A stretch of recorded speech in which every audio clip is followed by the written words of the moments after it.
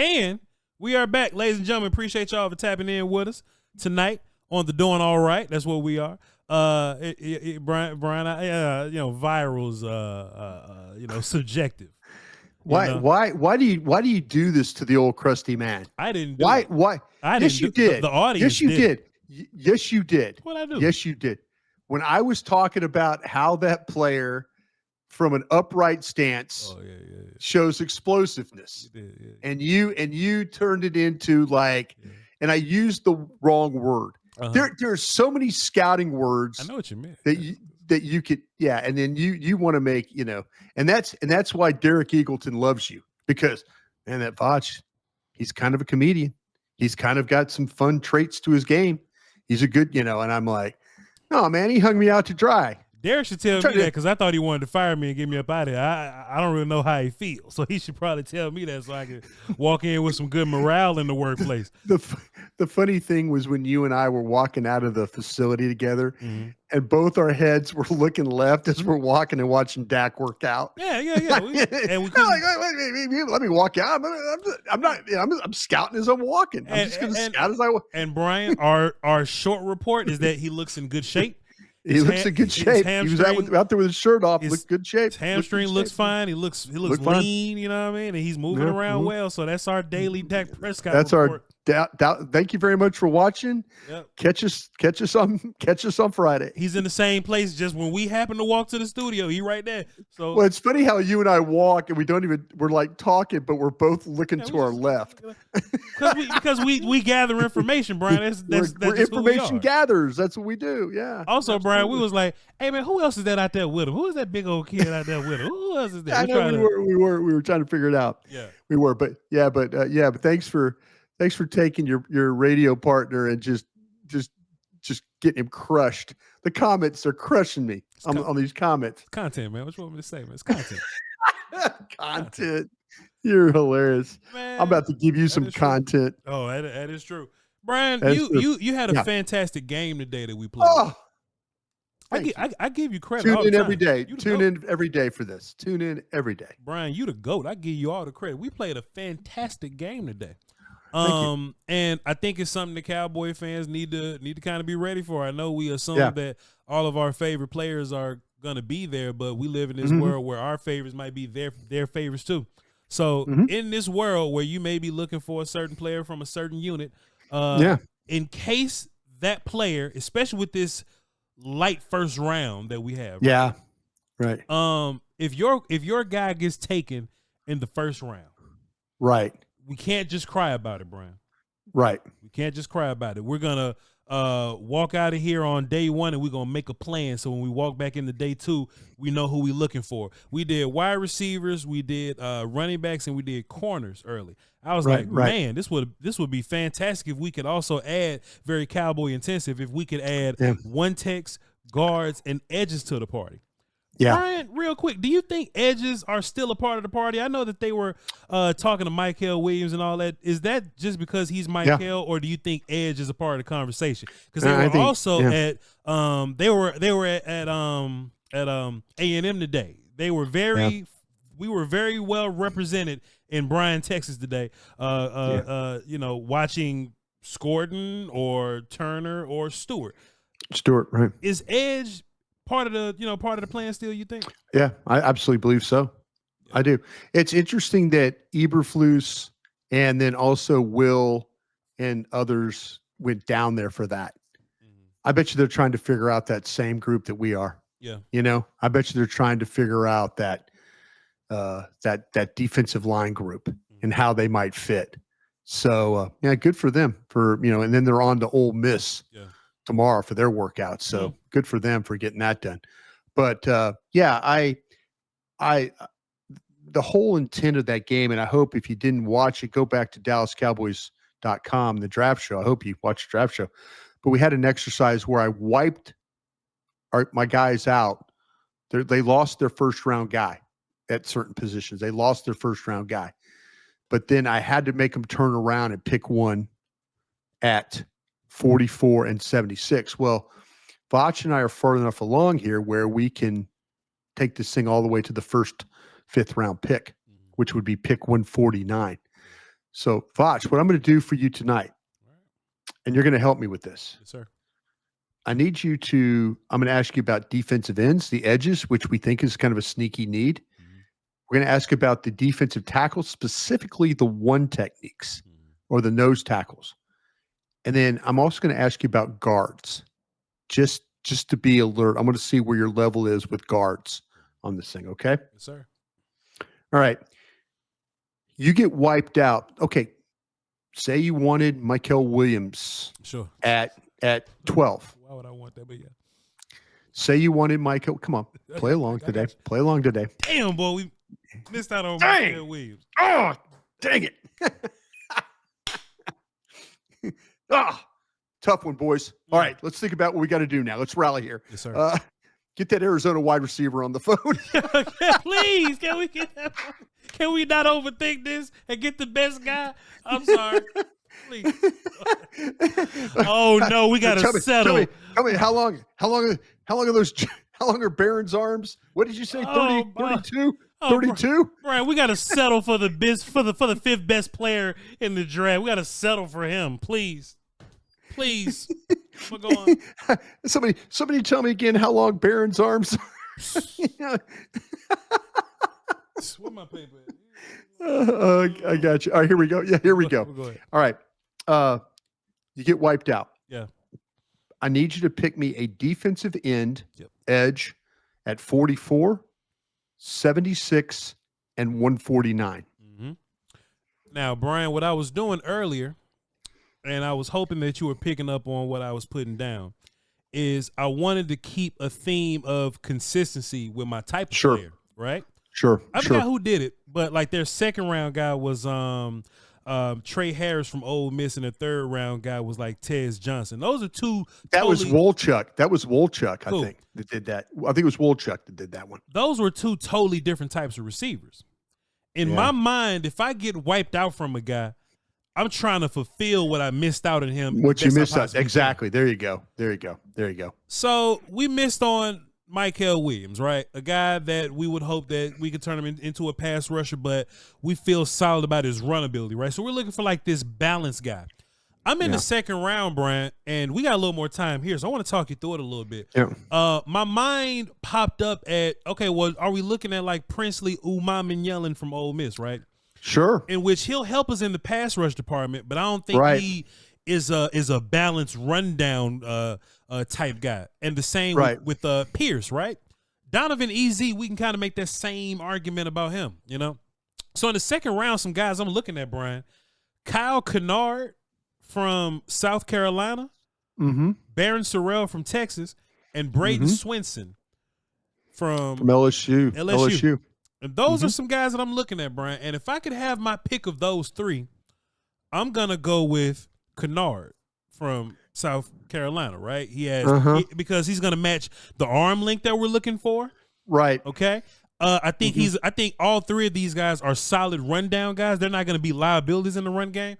But honestly, Brian, this may be a blessing in disguise. We missed out on Michael, but I think these guys give you a better floor as a pass rusher day one, Brian. So if it's up to me, I'm gonna take Kyle Kennard right there. He's my best ranked edge that kind of makes sense in this situation, and I'm gonna take him in the second round, Brian. Okay, and you explained it in a way is you were looking for the similar player that you lost at 12. Yep. I didn't want to go just a rundown guy, and I didn't want to go just a pass rush guy. I wanted to get a little bit of both and maybe some room to grow in each. Okay. Let me play a game with you again here then. Please. What if their guy was Mike Green from Marshall? Then that would tell me. Now you bring in Ole Miss, the owner, Boston College. The owner general manager is looking for a third down pass rusher that we're trying to possibly get him a little better as a rundown guy, but just a dude that, all right, so our NASCAR package this year is going to be Micah, our new guy, Fowler, some combination of those guys, Osa at one tech. If that's the group, then I'm looking right at Princely Umamin-Yellen from Ole Miss, Bryan Broaddus. He's going to step in. He's going to be a good pass rusher for us day one, and maybe in year 3 when we put some more bulk on him and we put some more lesson and teaching into him, then maybe he'll be a solid run defender by the time we get to year 3. Stand up linebacker type guy. Princely Umamin-Yellen in that particular situation, he's my pick.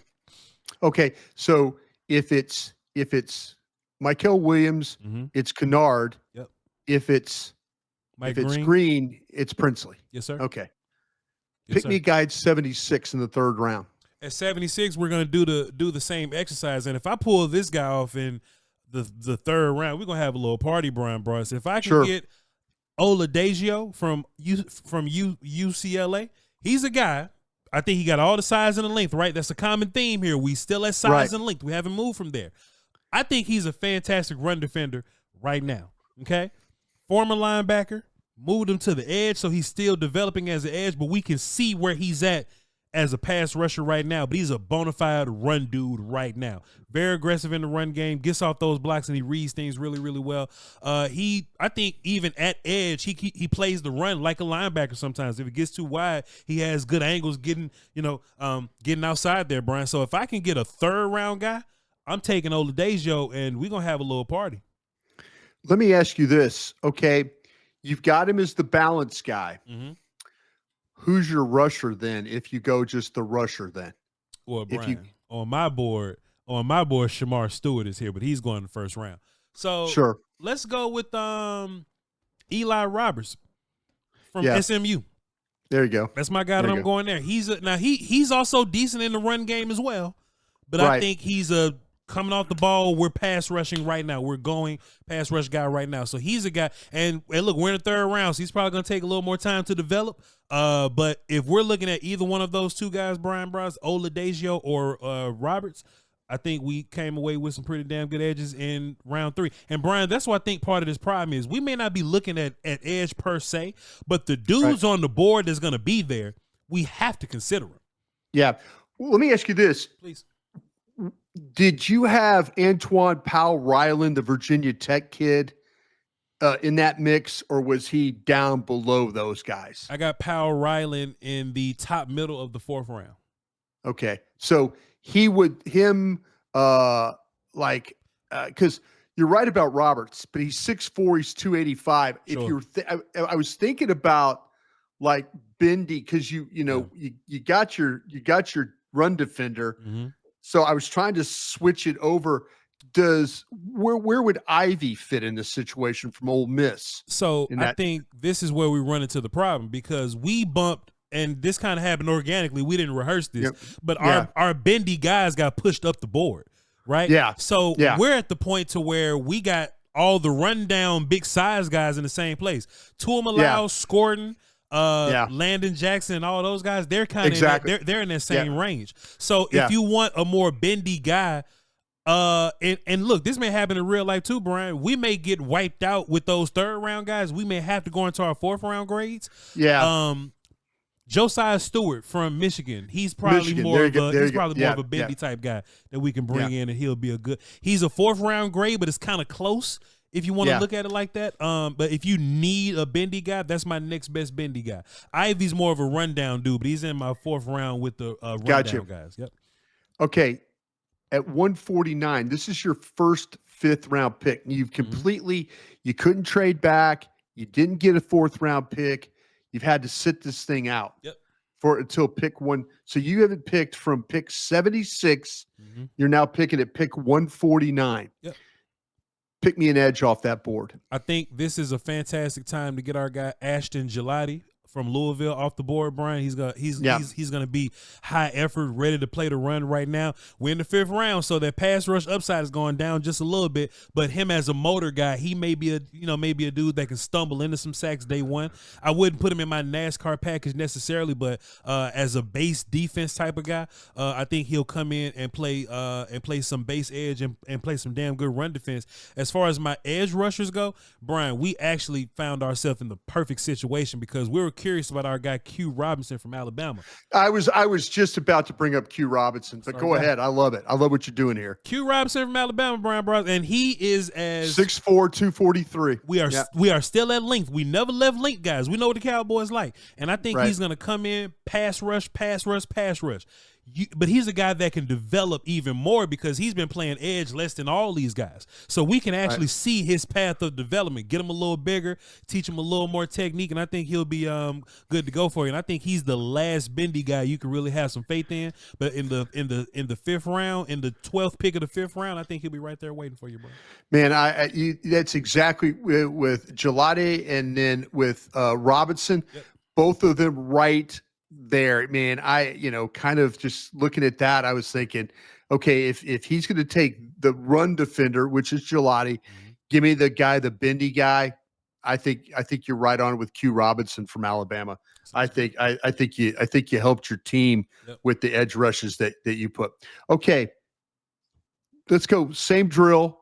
Okay, we're going to defensive tackles. We're going to one techniques. Okay, so these are the big body guys. These are the noses and the one techniques. Yep. Pick me a guy. You lost your guy at 12. Mason Graham is gone. Mason Graham's gone. Give me your guy, your one technique at 44. If we being a little realistic here, Kenny Grant is probably going to be gone. Derek Harmon is probably going to be a late first round guy. Tyleik Williams is sitting right there waiting on me, Bryan Broaddus. I'm a big fan of his. He's definitely a full-blown one-tech guy. Some of these guys are ones and they play three, or they threes and they play as one. He's a little heavier, but high effort, great hands, good punch coming off the line of scrimmage for his size. He's not limited to just defending one type of run. He's gonna deal with a gap, and if you run outside zone, he's gonna run his ass out there and do some outside zone stuff with you too. I think he's quick for his size on the inside, and I think as a pass rusher, he's more of a pocket pusher type of guy right now, Bryan. Yeah, absolutely. Tyleik Williams, if I can get him at 44, and we're looking at one tech there, I think that's a cool little party for us. 6'3", 334 out of Ohio State. The one thing that I saw him is he could play a little upright, but when he wants to play down, when he wants to play with some knee bend, pads down, he could be a hard guy to deal with. I mean, this is a massive guy that's not sloppy. I mean, sloppy he's got a powerful upper body. He can control blockers. I like what you did there. Tyleik Williams at 44 would be an outstanding pick. Okay, at 76, pick me a one technique defensive tackle. So right around this time, Bryan, we've seen Darius Alexander come off the board. Sanders probably going to be a three-tech guy. Norman Lott's going to be a three-tech guy. I think we're in the range where we're looking at how about this, Bryan? Let's do this.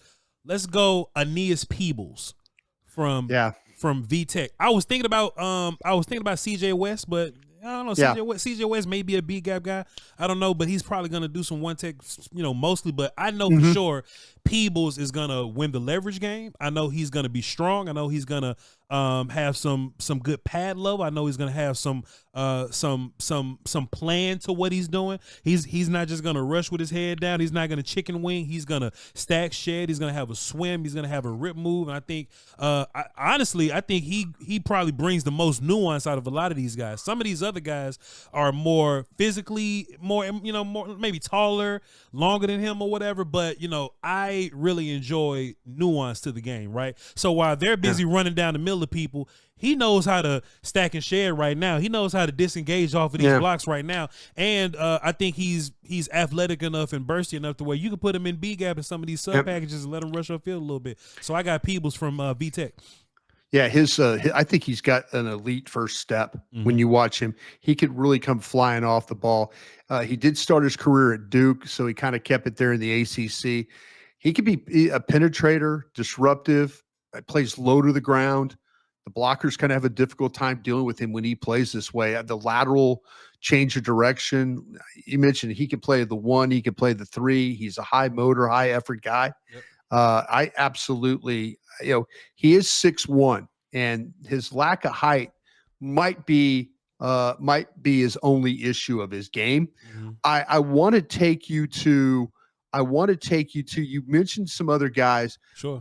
You said you considered West at this point in time, though. Mm-hmm. So West, Peebles, you went Peebles. Mm-hmm. Tell me a little bit about West and why you thought West. CJ West, Indiana, 6'1", 316. I think CJ West showed so much power and athleticism, plus how he's built. I think he's gonna be gone, Brian. I think West is probably gonna go either like in those first 10 picks of the third round. I just got a feeling that that's just where he's gonna go. Okay. Plus him being an athlete, I think he's probably going to be doing some B-gap things sometimes. So I really wanted to keep this thing at pure one tech. I'm just looking at one tech guys. I could have went Collins from Texas, or Farmer or something like that, but I had Peebles ranked over them because he's the more nuanced guy. So I went ahead and ran with Peebles. Did you give any consideration to Phillips or Caldwell from Oregon at all? Caldwell, I have in a round down, so I would have to take Caldwell right now if I want him. But but Peebles right now versus the reach of Caldwell, I would just rather have Peebles. I got you. Okay. Yep. Let's go to we've had to sit this thing out from 76 to pick 149. Yep. I need a fifth round one technique. Brian, you was just telling me about Caldwell. I say, don't worry about it, Coach. Yeah. Go and draft a running back or something, and Caldwell will come back to us in the fifth. And Brian, somebody that damn took Caldwell. So now I'm in this situation where I got to get us a one tech up out of here, and Caldwell is gone. JJ Pegues from Ole Miss is going to be sitting right there looking for us, Brian. He's like a 320-pound guy, and he has some pretty good athleticism too. Wasn't a complete football player.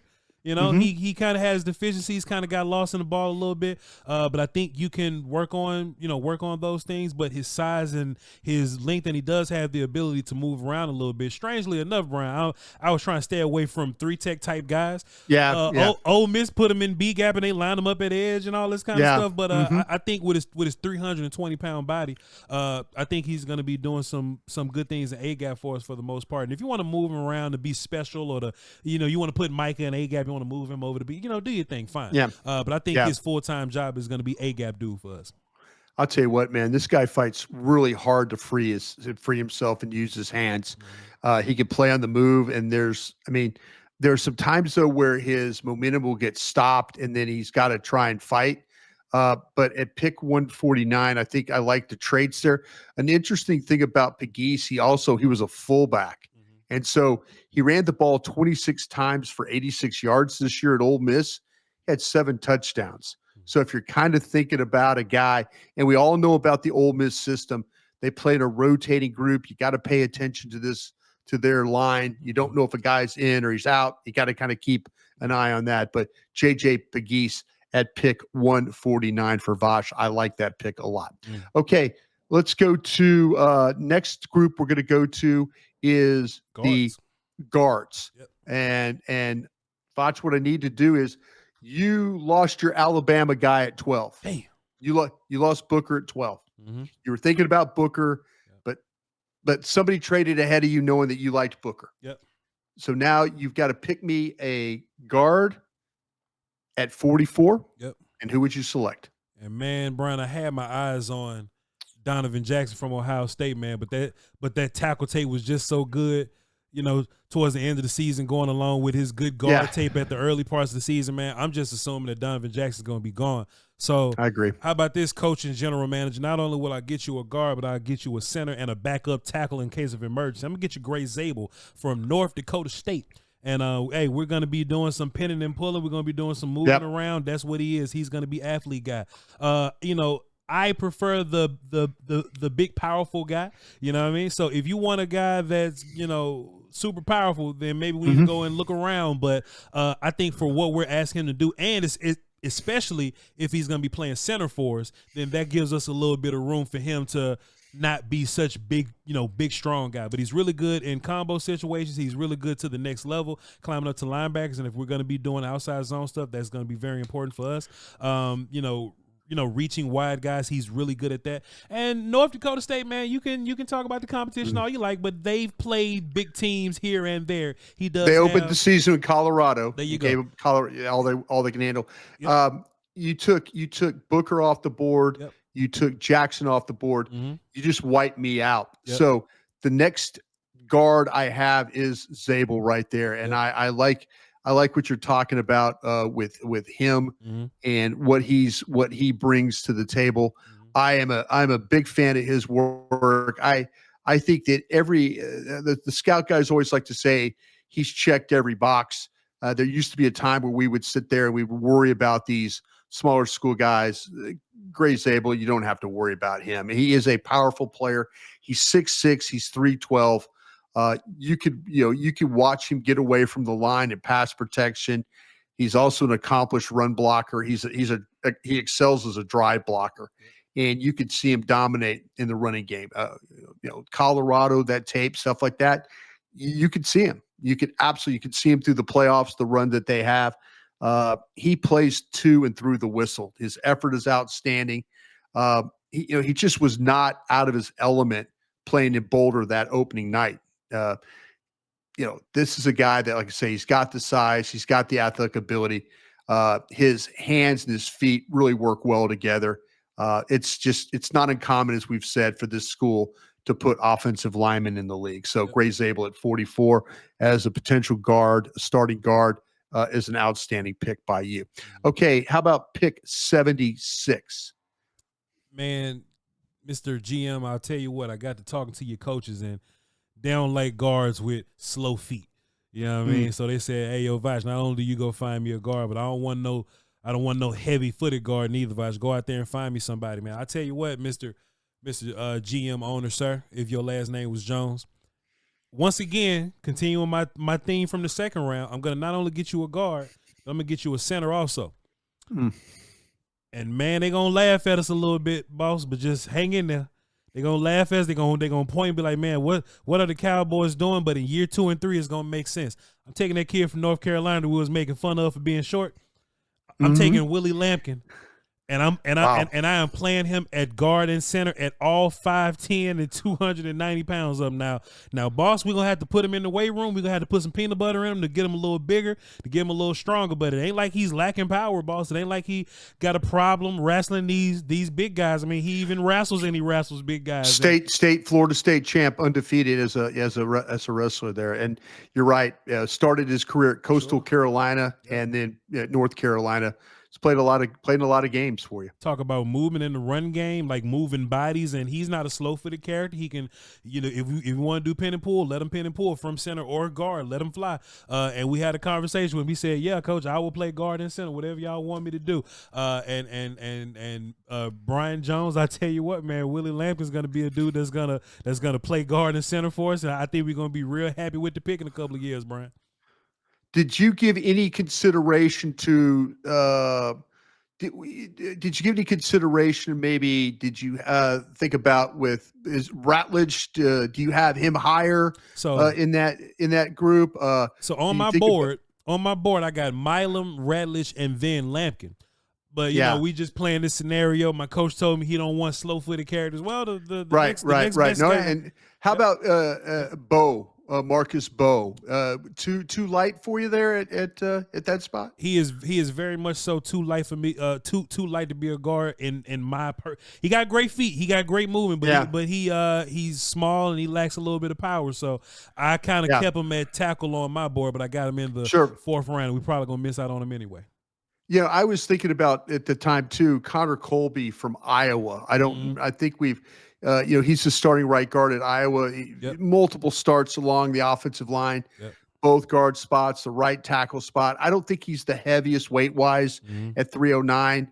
But when it comes to the foot movement for the position, I think he kind of fits the very light-footed guy for the way we play. I think he has a feel for the angles and how to use them. Really good effort finishing blocks. He'll stand his man one-on-one playing on the move. I think where he excels is that double team block stuff. I mean, you could watch Johnson, the running back at Iowa, and those guys, and they're running the ball behind him. So the pad level with this guy is sometimes comes up and down, but the pass sets the balance.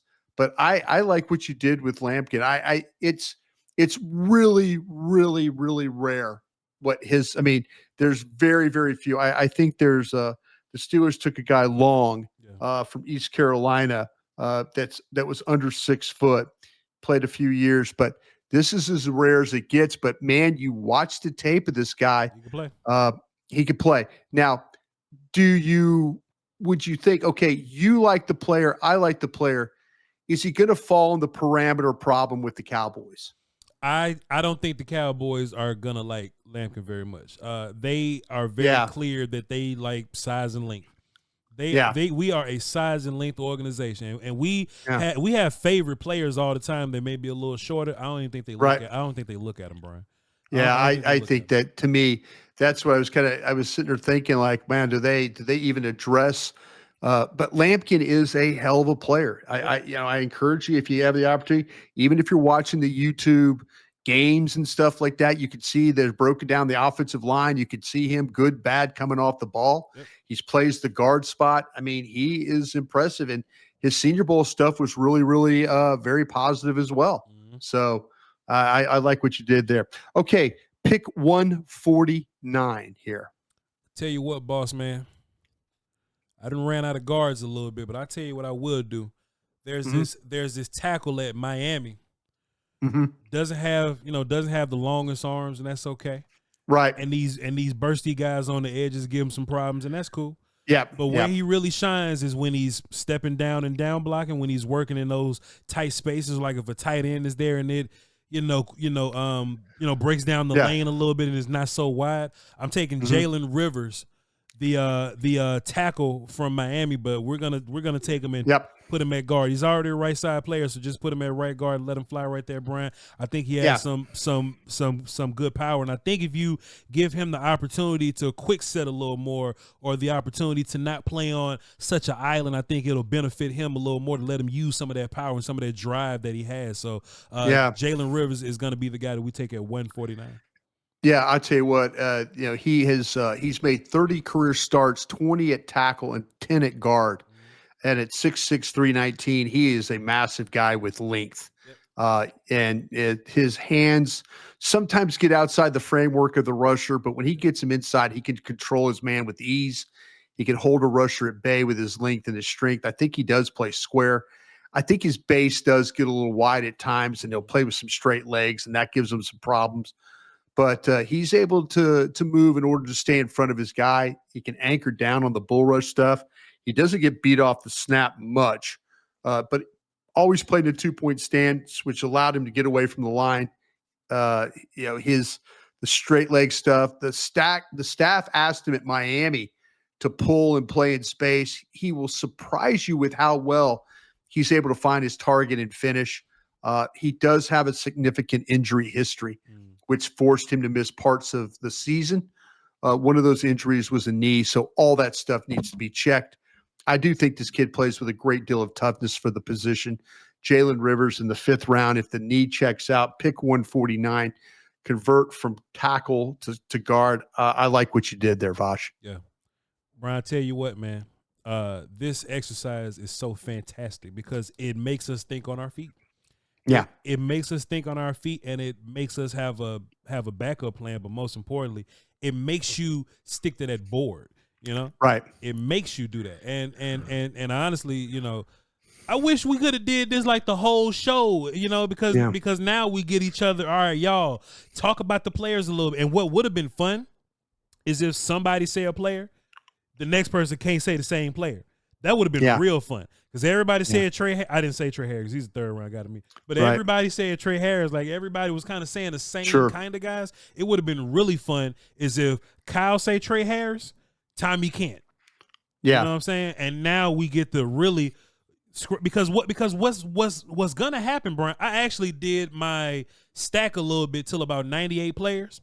And I did my 1st round and my 2nd round guys. And once I got to my first, I still had 2nd round picks because the 2nd round goes to 64.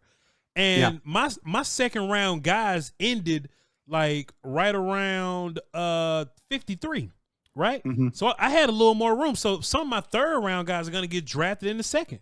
You know what I'm saying? Oh, no. Yeah, it absolutely happens. See, even when you were going through this exercise, there were guys that you were talking about at 44 that on my board, and there's some of these positions I feel like I might be around low. Sorrell, I might be around, I might be around low. And if they go, and I guarantee you when they go off the board and I read them and we talk about him, it's going to sound like it should have been a round up. Yeah. I mean, it's just like, damn, that guy reads better than that. That guy reads better than that. And so, but man, I think you did a hell of a job tonight. I think that, I think you walked us through the options.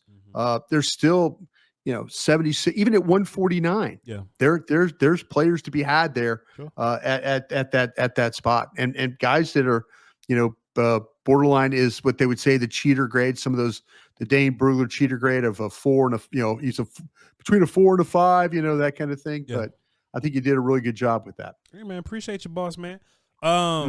Ladies and gentlemen, if y'all want to see what we just did with 5 people, check out the draft show we did.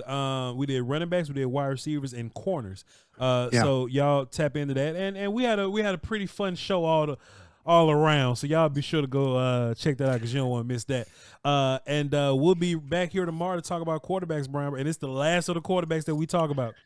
Yeah, actually watched a little Kyle McCord today. I've got Tyler Shuck I got to take care of, and Curtis Rourke. So interesting group. We'll see how it all plays. I got a fun little take about McCord and somebody that I think is better than him. I don't think we're gonna have a good thing to say about Riley Leonard at all. You know what I'm saying? So I forgot about Riley Leonard. I'm sorry. I did. He was up at the top of my list. Riley Leonard. Yeah. Riley Leonard will run over your ass, though. I'll give him credit for that. When Notre Dame realized he was a running back in real life, they won a lot of football games. They went Notre Dame football 1924. 18 carry. They might as well run the wing team.